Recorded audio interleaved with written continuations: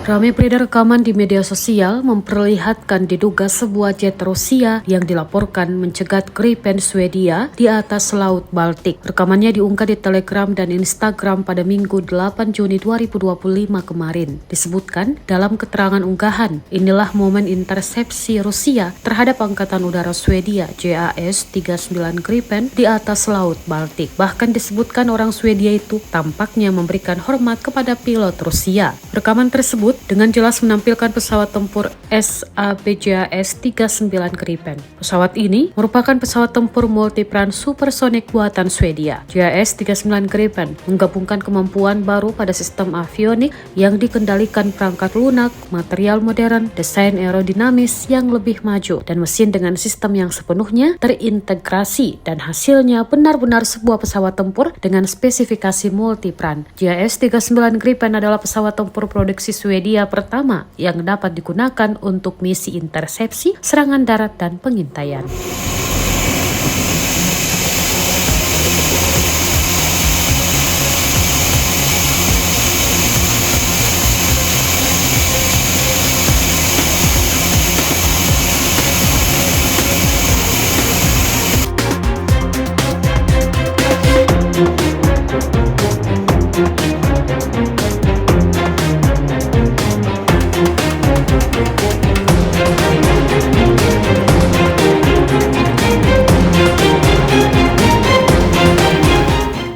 Download Tribun X sekarang, menghadirkan lokal menjadi Indonesia.